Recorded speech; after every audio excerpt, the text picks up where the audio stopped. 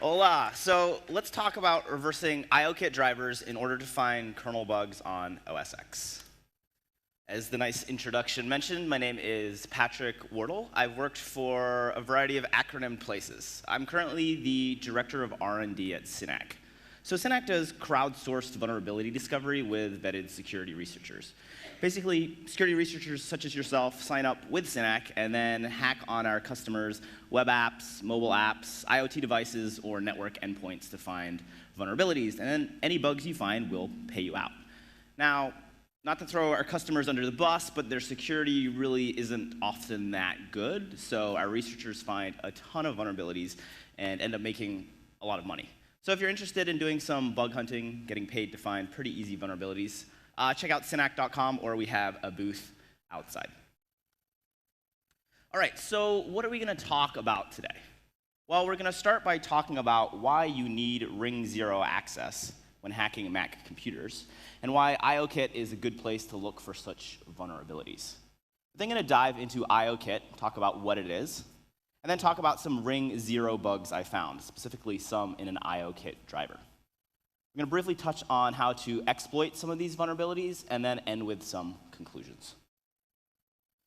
All right, so let's start by briefly discussing why we want, or why we pretty much need, Ring-0 or a kernel vulnerability when hacking Mac computers, and why IOKit is a logical target. Now, I'm going to show my age a little bit here, but when I was a young hacker, if you wanted to exploit a remote computer, you pretty much just needed one vulnerability. Right? So if you found, say, a buffer overflow in a remote service, or you had a single browser bug, that was often all you needed to hack someone. You didn't really have to worry about post-exploitation mitigations. Things weren't sandboxed, there weren't kernel code signing requirements, and most services were running as admin, so you really didn't have to worry about privilege escalation. Now, times have changed a lot. This is bad for the hackers, but I guess good for the users. Pretty much you need to have a kernel vulnerability if you are performing a hack of a remote system. And why is this? Well, first, most applications that are going to be processing data, for example, coming off the network, so attacker-influenced data, especially on Mac, are going to be sandboxed. So that means even if you have a vulnerability and can get control of the instruction pointer, you might not be able to really do much else. You might not be able to write files to the system, persist your malware. So you need to break out of that sandbox. And the way you do that is with a kernel vulnerability. Now, on macOS as well, even if you are running as root, you can't load unsigned code into the kernel. So again, if you want, for example, to install a rootkit component or play around in the kernel and run arbitrary unsigned code, you're going to need a kernel vulnerability. Finally, there's also some OS-level protection system, such as system integrity protection, or SIP, which again, even if you have root access, you can't modify essential components of the operating system. This is probably something you want to do if you really want to persist or infect the Mac computer in a stealthy way. So again, you really want a kernel bug. And on systems such as iOS, which a lot of the content of this talk applies to as well, if you don't have a kernel bug, you really can't do anything. Another benefit of having a kernel vulnerability is now Apple will pay a lot of money for it. Now, two things. First, this bug bounty program, Apple's bug bounty program, applies only to iOS. But as I mentioned, a lot of the IOKit foundations we're going to talk about apply equally well on OS X and iOS. And also, there's a lot of shared code. So if you find a vulnerability, for example, in an IOKit driver on OS X, if that driver exists on iOS, the vulnerability probably exists as well, meaning Apple will pay you for it. Also, Apple's bug bounty program, they've told me, is eventually going to cover OS X as well. And then finally, yes, Apple's bug bounty program is currently invite-only. But again, they've told me if you find, say, a neat kernel vulnerability and you're not invited in the program, if you submit that bug to them and it's a high-quality bug, they will likely pay you out anyways. All right, so hopefully I've convinced you that if you're going to be hacking Mac computers, you pretty much need a kernel bug as part of your exploit toolchain or part of your attack chain. Now, where is a good place to find these? Well, one great place is IOKit, and we'll talk about a few slides what IOKit is. But for example, if we look at Apple's most recent security bulletin, we can see they patched a variety of kernel bugs. And almost all of them, all the CVEs you see on the slide, were in IOKit. You also look at some of the bugs that Google Project Zero found. If you look at the kernel bugs they found in the Mac operating system, again, the majority of these bugs are in IOKit.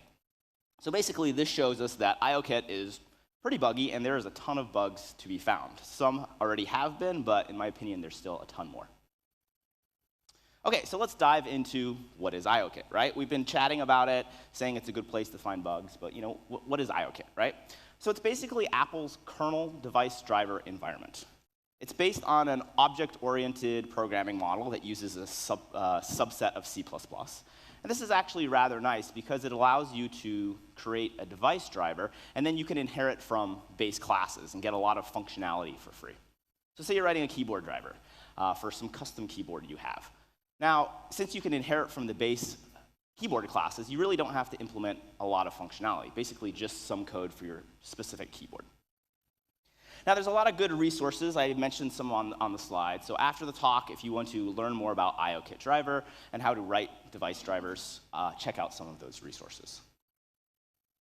So there's various components in IOKit. There's some that are in kernel mode, some that are in user mode, and some that are in both.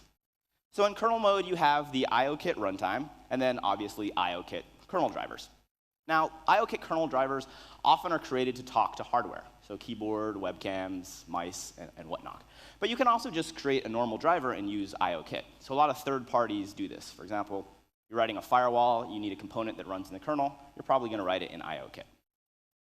In user mode, there is this component or framework called the IOKit framework. And this is how user mode code talks to IOKit drivers. And we'll dive into this because obviously if we're trying to locally exploit kernel vulnerabilities, we need to talk to drivers. And we'll use the IOKit to do that. And then finally, you have the IOKit registry.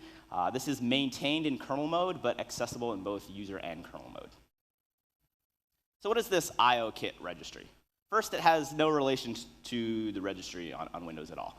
But basically, the IO registry is a dynamic database that describes a collection of live objects, for example, drivers and devices, and then tracks the client relationships between them. So for example, if you plug in a new device into your system, information about that device will get published into the IOKit registry. And if you load a new driver, that information will get published there as well. And we'll see in a moment that's how you, for example, find drivers to talk to. Now there's some tools to examine this database. There's a command line one called IOReg, and there's also a UI one called IO Registry Explorer that we can see a screenshot of. Okay, back to drivers. Let's talk about how to create a basic hello world driver. This is kind of important to understand how one would write IOKit drivers, and then we'll dive into how to reverse engineer them. So it's pretty easy to create an IOKit driver. If you use Xcode, which is Apple's IDE, there's a template for creating a basic IOKit driver. So if you click on that, it'll create a new project and then create a bunch of boilerplate code. So we can see some functions that are automatically created by Xcode when you create an IOKit project. So some of these functions, for example, there's a function called probe, and this will be called when a new piece of hardware is attached to the system and it allows the driver to probe the hardware. There's an init function that's automatically called. This is just the C++ constructor. And then there's a start function, which again will be called automatically by the IOKit runtime in the kernel once the hardware the driver is going to talk to is ready. So if we compile this code and sign it and then load it into the kernel, we can see on the screen the output, the IOKit runtime in the kernel automatically calls these functions. Now there's a few others as well that are automatically called. There's a stop and a free. These are called, for example, when the device you're interfacing with is removed, so if like the mouse is unplugged, or when the driver itself is unloaded. Now, in terms of reverse engineering and looking for security bugs, we want to audit how user mode data is processed in the kernel. And we do this because the bugs we're going to be talking about today are dealing with how the kernel interfaces that a driver exposes process user data. So obviously, we want to audit these to see if we can pass in, as a local attacker, malicious or malformed data. And then if the driver has a vulnerability and processes that, perhaps we can exploit that and get arbitrary code execution in the context of the kernel. So it's really important to understand what mechanisms IOKit provides for user mode, for example, a local attacker, to talk to IOKit drivers and pass in data. Now, as the slide shows, there's a variety of ways to talk to IOKit drivers, but today we're pretty much going to be just focusing on sending control requests. And this is kind of similar to sending ioctls to drivers on the Windows platform. So if you're familiar with that, there's a lot of conceptual ideas that kind of map or are very similar. Now, the reason we're going to look only at send control requests is because this is what a lot of IOKit drivers use to communicate with user mode to process complex data. So for example, you want to pass in a large structure from user mode to the kernel, to an IOKit driver. You're going to use the send control request mechanisms. And again, anytime a driver is processing complex data, there might be bugs.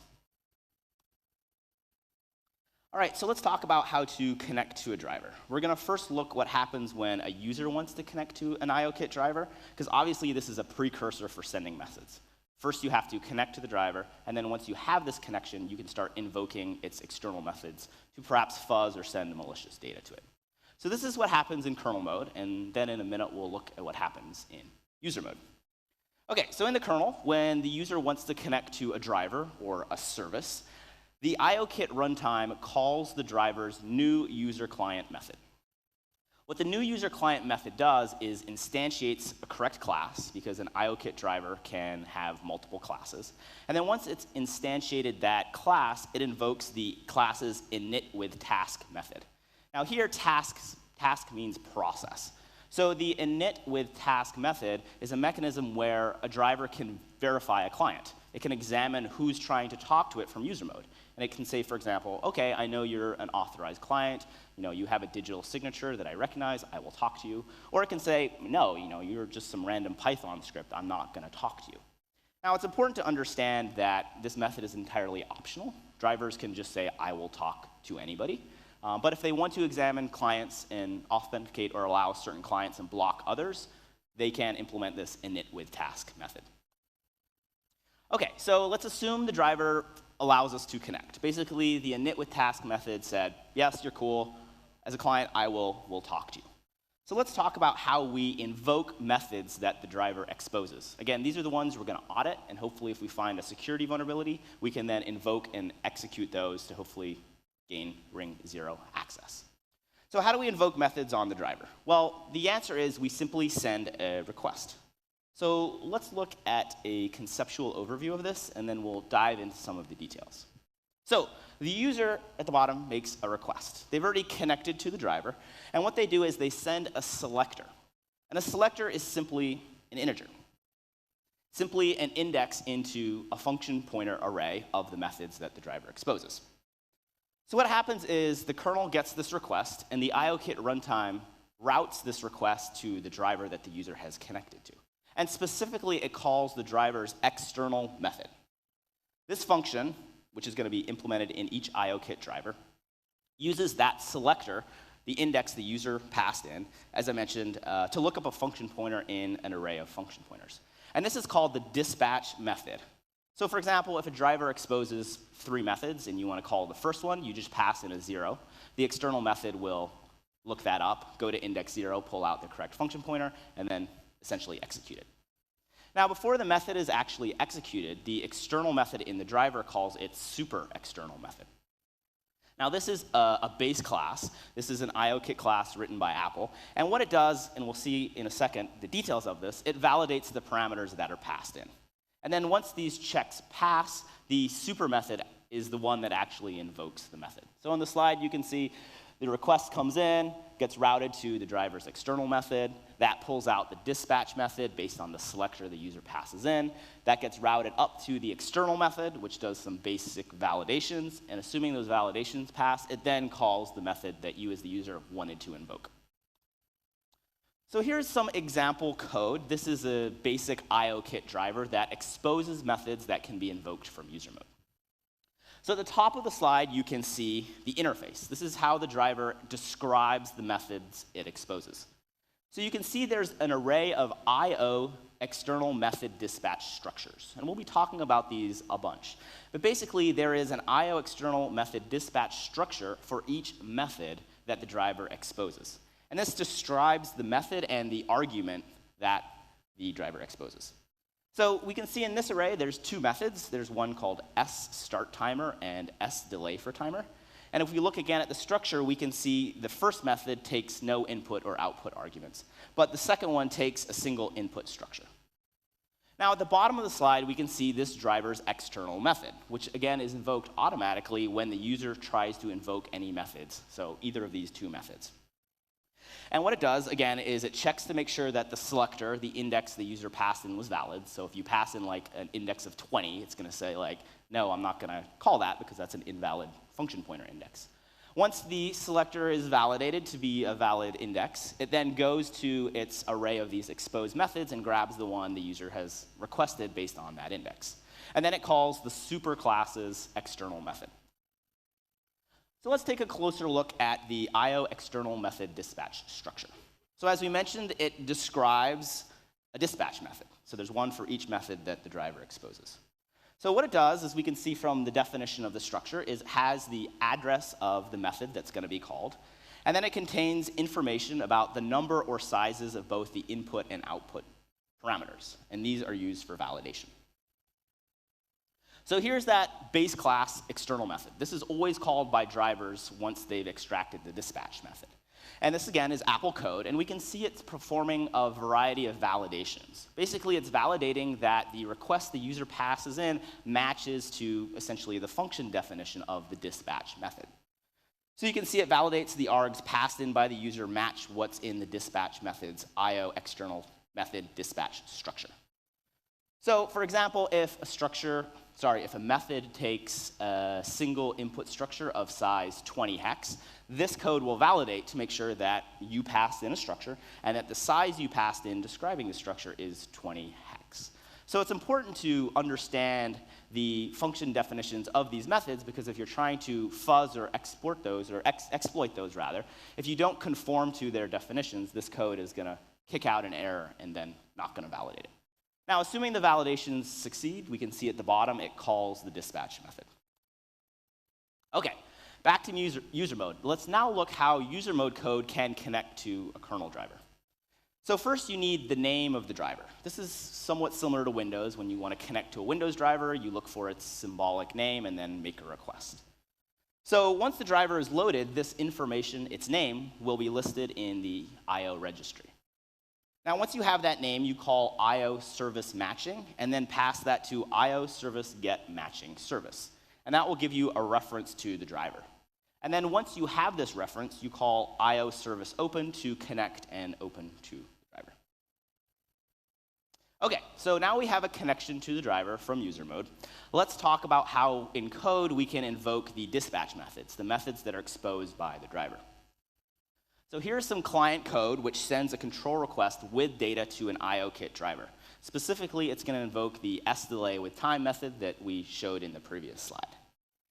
So to invoke a driver's dispatch method, you use either the IOConnectCall structure method or IOConnectCall scalar method, depending if the dispatch method takes structures or scalars as input. So since the method we're trying to invoke takes a structure, we're going to call the IOConnectCall structure method. Now, this method takes a bunch of parameters. The first one is the connection object, and this is the connection object that describes the driver you've previously connected to.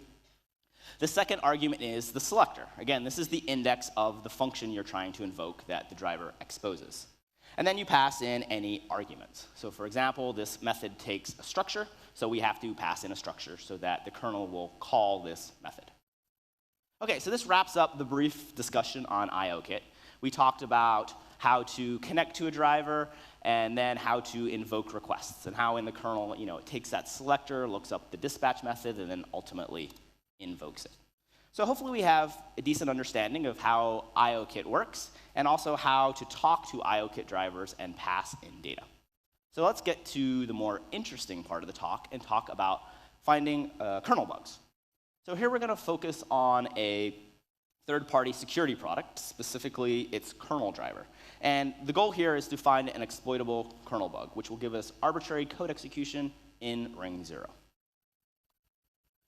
Now, I first want to briefly mention my plan of attack, and this works for me. There might be better or other ways, but this is basically what I do when I begin auditing an IOKit driver.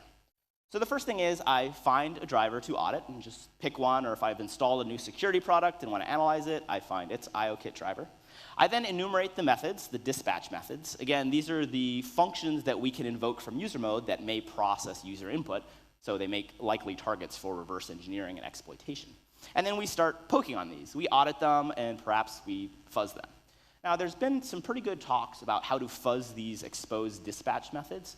Today, we're going to talk mostly about manually auditing, because we'll see in a second the vulnerability I found would never have been found via fuzzing, because in the beginning, it actually really wasn't a bug, but more on that later. Okay, so the security product we're going to talk about is Little Snitch. And Little Snitch is a popular host-based firewall for macOS. And as a firewall, it will alert you anytime an unauthorized outgoing connection is made. So it's a pretty good product. I run it on my personal computer. And what it does is if something makes an outgoing connection that it doesn't recognize, you get an alert asking to confirm or deny the connection. So for example, if you inadvertently infect yourself with some malware, and then the malware tries to connect to its command and control server, the firewall will see this and pop up a message telling you about the malware and where it's trying to connect. So it's a pretty good way to generically detect malware. Now, I've given some talks in the past about this product, specifically how to bypass that, how to make outgoing connections without detection. So you can do things like inject into a trusted process. For example, if you inject code into the browser, obviously the browser is going to be trusted by the firewall. And then once you have code execution in the context of the browser, you're going to be able to connect out the internet without the firewall alerting you. Little Snitch also has an undeletable system rule that says anybody can talk to iCloud. So you can write some malware that talks to a command and control server, for example, on iDrive or on iCloud. And again, the firewall won't pop up and alert the user. Now, I'm okay with these issues because honestly, if you proactively try to bypass any security product, you're going to be able to. However, these security products should not have exploitable security issues. So I think there's definitely a differentiation between bypassing a security product, for example, being to connect out without the firewall popping up, versus finding a Ring-0 exploit in its kernel driver that lets guests or unauthorized users break out of a sandbox or gain arbitrary code execution in the context of the kernel. So let's start by talking about Little Snitch's IOKit kernel driver. So the driver lives in /libraries/extensions. Now, it's not a device driver per se. That is, it's not attached to any hardware. It's just a normal driver that runs in the kernel. So how can we tell it's an IOKit driver? Well, if we look at the info.plist file, which describes the driver, we can see there's various key value pairs that describe or mention IOKit. Now, we didn't talk a lot about IOKit matching, but drivers using the info.plist file can describe to the operating system what devices or system components they match or depend on.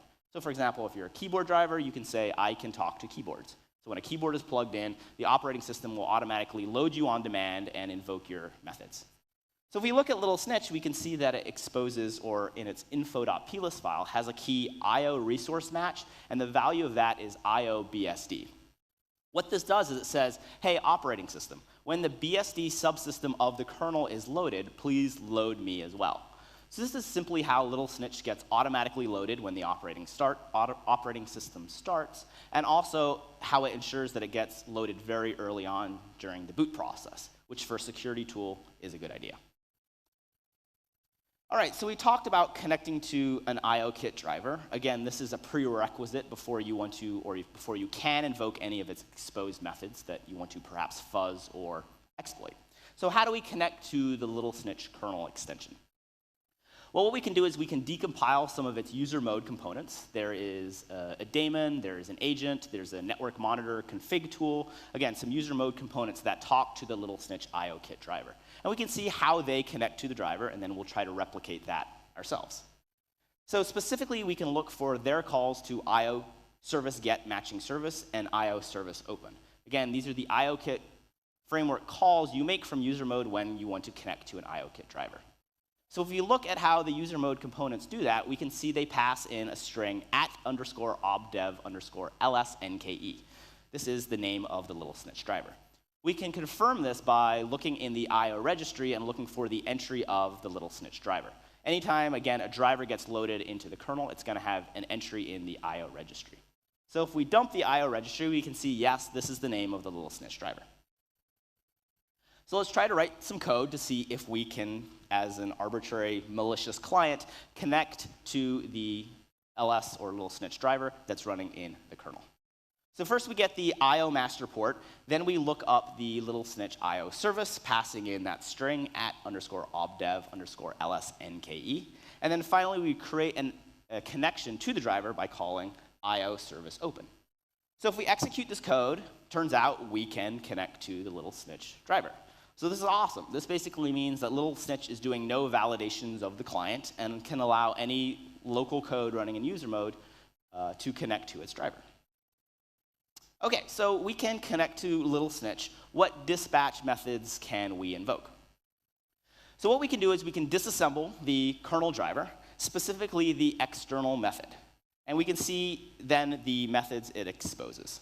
So I've written some pseudocode for the external method, which you can see on the top left of the screen. And basically what it does is it takes the selector that's passed in from user mode, validates that to make sure it falls within a valid range, and then it goes to its array of exported dispatch functions and pulls out the one the user wants to call. So what we can do is we can simply look at the disassembly and follow that cross-reference to that array, and then we'll get all the methods that it exposes. Obviously, these are the methods we want to audit or fuzz to look for security vulnerabilities. Now, one tangential thing, this array is, as I mentioned, an array of IO external method dispatch structures, and we have the definition at the top of the slide. Now, IDA doesn't know about IO external method dispatch structures. So if you look at a disassembly of the driver and you find a cross-reference to its array of methods, it's just going to look like a sequence of bytes. It's not going to have nicely defined structure. So what we can do is we can create a custom structure definition, which you can do in IDA, and then you can apply this structure to those bytes, and then it turns into this nice array of IO external method dispatch structures. And once you do this, then you have addresses you can double-click to get cross-references, and you can see a lot more information about that. So it really cleans up the disassembly. So let's break down one of these external method dispatch structure, specifically the one for method 7, because we'll see in a second this had an exploitable security vulnerability. So this is the definition at the top, and what we can see is the first argument is the address of the method. So if you double-click on this in IDA, it will take you to the bytes, the disassembly, so you can audit that. And then it takes the number of scalar inputs and the size of any structure inputs, and then the size and count of any output. So we can see here for method 7, it simply expects a structure of size 20 hex, and then produces no output. So this means if we find a vulnerability in method 7, we have to invoke it with a structure of exactly size 20. Okay, so let's look at the disassembly, because it turns out there was a security bug. So we start in IDA, we double-click at the address, we start auditing the disassembly, and what we can do is we can see it dereferencing RDX and then jumping to some address that's at RDI plus some offset. So you might be like, what is this doing? What's going on, right? Well, it turns out that on macOS 64-bit binaries that are written in C++, so for example, IO kit drivers, the RDI register often points to C++ object. So it's basically the this pointer in C++. Now, if we look at a C++ object in memory, you can see at the bottom of the slide, the first value in this memory is going to be the object's vtable. And a vtable or virtual table is simply a pointer to the C++ object's virtual methods. So all this code is doing is getting the this pointer and then calling some C++ class method. Now, this is important because it allows us to follow the flow in IDA, so we can ultimately find how the code continues. So we can basically see it calling a bunch of helper functions. So here's one of the helper functions. It takes the structure of size 20, and originally we don't know what is in that structure. But if we look at the disassembly, we can easily figure out what it expects those values to be. So the first thing it does, and we have the assembly on the right hand of the slide, disassembly, and then some pseudocode on the left. So same code, just written in C, one is in assembly. So what it does is it extracts a value out of that structure and treats that as a size. Specifically, it passes it to OS_malloc, which is an Apple allocation routine. And then what it does is it uses that same size and grabs an address from the structure that was passed in and copies those values in via copy in. So basically what it's doing is it's simply capturing data from user mode and copying it into the kernel. So you might look at this and be like, where is the bug, right? It's taking a size from a structure and it's allocating a buffer of that size, and then it's using that same size to copy in some bytes. And so if you look at this in first pass, you might think that everything is fine. Well, it turns out that there's a bug because size matters. Specifically, the issue is that OS_malloc takes a 32-bit size, while copy in takes a 64-bit size. So there's basically a size discrepancy in the two functions. Now, the value that little snitch driver extracts from that user mode buffer is a 64-bit value. So the problem is, if we pass in a value of 100000002, which is a 64-bit value, it's going to truncate the top byte, because it needs to fit a 64-bit value, into a 32-bit value when it calls osmalloc. So this means it's only going to allocate a buffer of 2 bytes. However, when it then calls copy in uses the entire 64-bit size as the size parameter to that function. So it's going to copy in 1000002, which is like 4 billion bytes into that buffer. So here we have a pretty standard heap overflow. All right, so let's talk about exploiting this bug, because it turns out that there were some obstacles to get to control of the instruction pointer. So it turns out in this method 7, before it actually executed this vulnerable code, there was a check. It basically checked if some value in the driver was set to 1. Basically, it was an authentication flag. So I looked at the driver to figure out how we can set this value to 1, because if this value is not set to 1, it won't invoke the vulnerable code. So it turns out there's another method, method number 8, that's exported or exposed by the driver that sets this flag. Basically, as we can see in the disassembly, if you pass in some magic value, method 8 recomputes that magic value and does a comparison. And if the comparison matches, it sets that authentication flag to 1, which is what we want, because then the vulnerable code in method 7, when we invoke method 7, will be executed. So how do we set this magic value? Well, it turns out it's pretty easy. You can do it in 4 steps. So step 1, you connect to the little snitch driver, and this is just so you can invoke its methods. You then invoke method number 4, which gives you back 16 bytes of random data. I don't know how these values are generated. Turns out it doesn't really matter. You just need that value. You take those 16 bytes, and then you hash that with a hard-coded embedded salt. The hard-coded embedded salt can be found in all of the user mode components of Little Snitch. So once you take that salt and the random value back from method 4 and hash that with MD5, if you pass that to method 8, it will validate. So this is simply security through obscurity. So once you reverse engineer the driver, you can authenticate every time, because you know exactly the authentication algorithm and the values that you need to pass in to authenticate. Okay, great. So we've overcome obstacle 1. We can authenticate and trigger the vulnerable code. So when I found this code originally in 2013, and we'll see why I'm only talking about it now, I passed in some 64-bit value, and when I stepped over to the allocation function, I saw, yes, a truncation occurred, so it only allocated the bottom bytes. So for example, if I passed in 100000002, it only allocate 2 bytes. It would ignore or truncate off that 1 at the top. However, when I then stepped over to the copy in routine, which was supposed to use that entire 64-bit value as the number of bytes to copy in, it actually only copied 2 bytes. So there was no vulnerability. So I looked closely at copy in, which is an Apple routine, and under the hood it calls _bcopy, which is a hand-coded assembly routine. Now this is open source, it's in the Apple kernel. And when I looked at it, I saw, even though the function definition says it takes a VM size t, which is supposed to be 64-bit value on 64-bit systems, and the comments say we will use RDX, which is a 64-bit register, to do the copy, the number of byte counts. If you look at the disassembly, they were actually using ECX, which is a 32-bit register. So this basically means there was an implementation flaw in the bcopy routine where they were using a 32-bit register instead of a 64-bit register. So this meant the bug was actually not exploitable. However, this is a flaw in the bcopy routine. Bcopy routine, according to the man pages, its comments in its code, and its function declaration, says I should copy using a 64-bit value. So what I did was I submitted a bug report to Apple. I said, hey guys, your implementation of bcopy does not conform to the spec. And I had to wait over 2 years, almost 3 years, but finally they agreed and silently patched this. So, where are we at? We can now authenticate to the Little Snitch driver and trigger the vulnerable code. Apple kindly fixed their bcopy implementation bug, which now means we can copy some massive number of bytes into the kernel.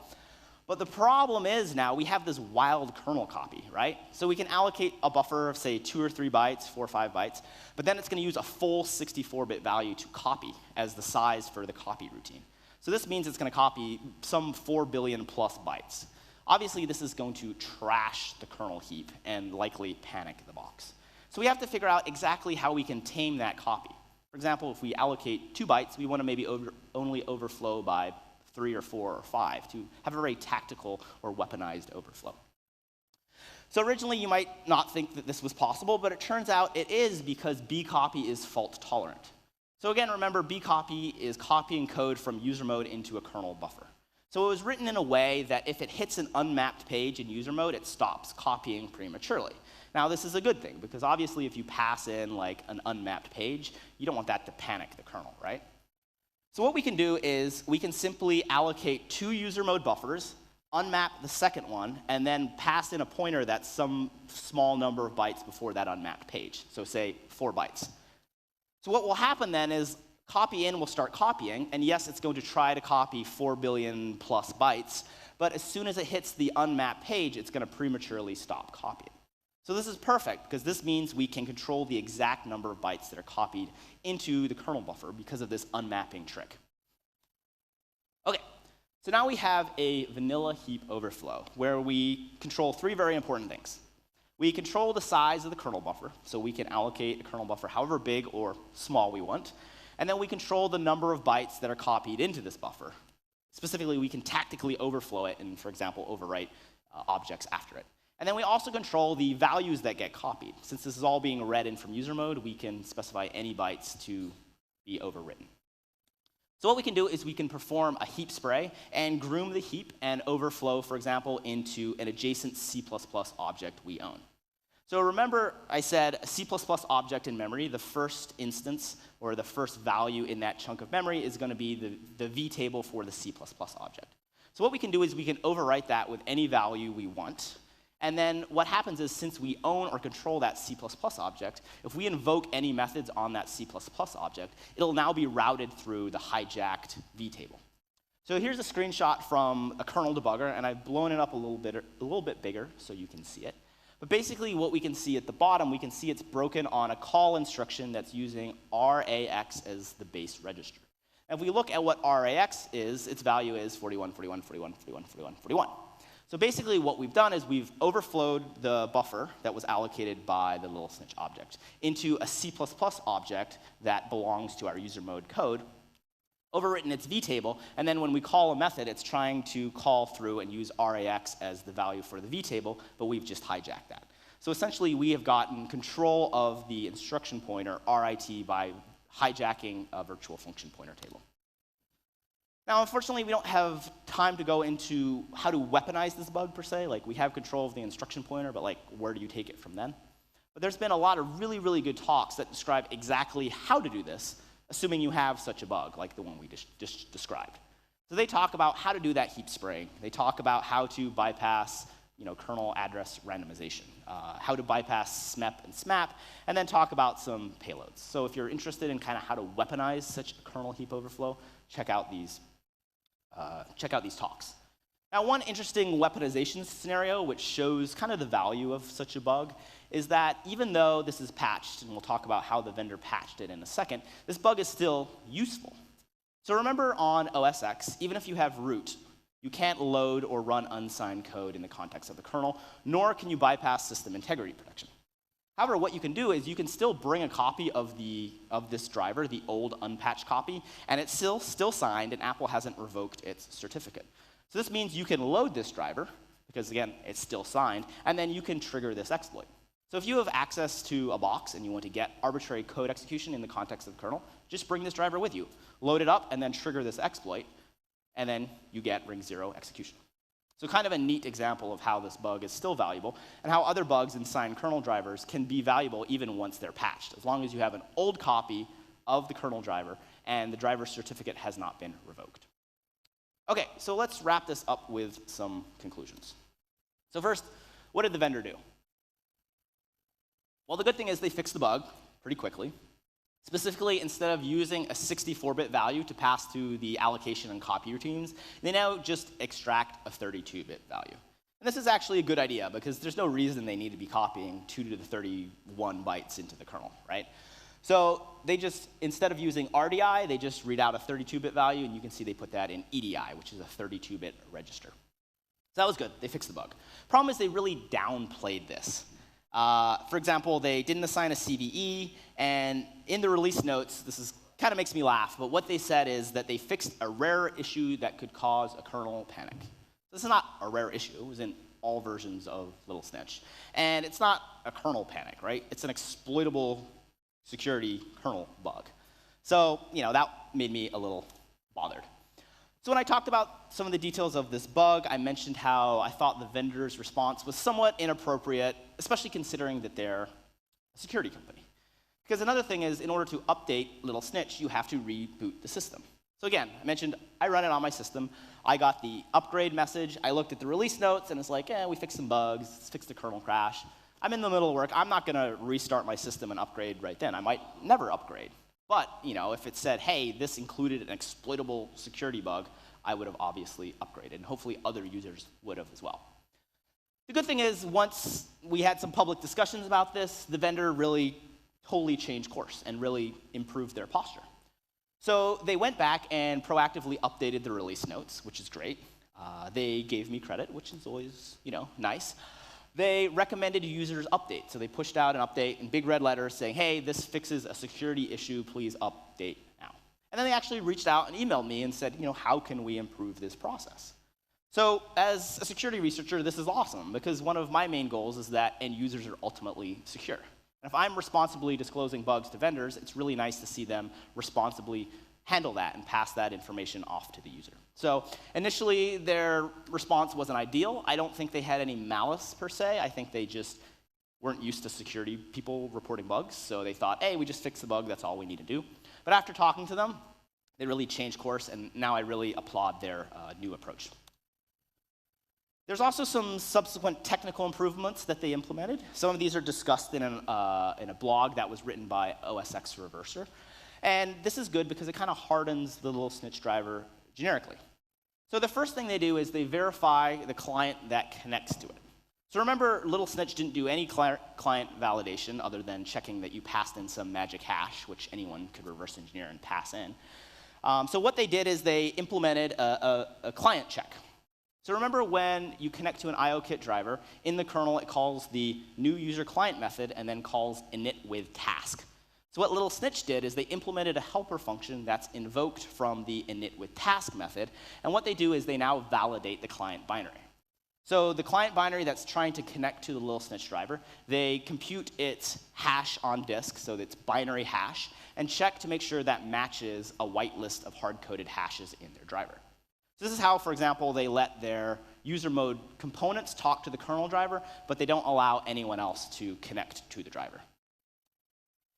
Okay, so this means we can't talk directly to the kernel driver, but can we perhaps inject into the user mode components and then connect through that? Well, it turns out not easily, and as far as I know, there's no way to do that. And that's because Little Snitch now contains in its user mode components various segments. For example, there's a restrict segment and a restrict segment. So these are important because one of the ways you do load time code injection on Mac is by setting an environment variable, dy_ld insert libraries. If this environment variable is set, and it's similar to ld preload on Linux, it will load a dylib, a dynamic library that you specify, into the address space of the process. So obviously, if we can do this, and we can get a malicious dynamic library into one of the Little Snitch user mode components, if we then connect to the Little Snitch kernel driver, it will validate the client, see that it's coming from one of its trusted user mode components, and allow the connection to occur. But since they compiled or recompiled their user mode components with these restrict segments, turns out that the OS loader, dy_ld, will ignore that injection environment variable if the binary has these restrict segments. So this is how Little Snitch prevents load time code injection, so that we can't talk to its drivers. So it seems like they did actually a decent job of locking down the Little Snitch driver. Because even now, say there's another vulnerable dispatch method, since we can't even, as an arbitrary local attacker, connect to the kernel driver, we can't even talk to these methods. So this is a great way to just generically harden a driver. Okay, so before I end, I just want to briefly mention my Mac security website. Since we're talking about Mac security, I thought this might be interesting to you. The first thing it does is it has a nice collection of Mac malware. So if you're interested in reverse engineering Mac malware samples, I post all the most recent Mac malware samples. The AV industry doesn't always share, but I think sharing is caring. There's also a blog where I talk about Mac security stuff, and then a variety of free Mac security tools. So everything is free here. It's kind of like sysinternals is for Mac or OS X. So you have tools like Task Explorer, which shows you all processes that are running, loaded dynamic libraries, open files, open network connections, and it can also show you any dilibs or processes that are encrypted or packed. So it's kind of a nice way to find, perhaps, malware. Another tool is called Knock Knock. This is kind of like auto runs on Windows, but on Mac. So it'll show you everything that's set to automatically load or anything that's persistent on your Mac computer. So this can help speed up your Mac or also see if any unknown malware is persisting on your system, because all Mac malware essentially persists. Another product is called Block, and what this does is it monitors those persistence locations. So if something tries to persist itself, meaning tries to ensure that it's automatically executed when the operating system reboots, which again is something that all malware does, this tool will alert you. So for example, if you download something you think is a Flash updater and it installs 5 launch daemons, you will get a pop-up telling you that. Another tool is ransomware, and this tries to generically protect your Mac from ransomware. And what it does is it monitors the file system in real time, looking for the rapid creation of encrypted files by untrusted processes, aka ransomware. And then finally, another tool I just released is called Oversight. And what Oversight does is it tells you when your internal microphone or webcam is activated. Obviously, there's an LED indicator light for your webcam, but I described a new attack a few weeks ago where more advanced malware could simply wait until the webcam was activated and then piggyback onto that webcam connection to locally record you without detection. Oversight, though, will detect this piggyback behavior and alert you saying, hey, new process XYZ is using the webcam. All right, so that's a wrap. We have 2 or 3 minutes. Thank you again so much for attending my talk, and also thanks to Fedi and everyone else from Ekoparty. It's always a pleasure to talk here. So if there's any questions, we have a few minutes. I'll also be at the Synac booth later today if you want to come and chat about Mac security, Mac malware, or anything else. So, gracias.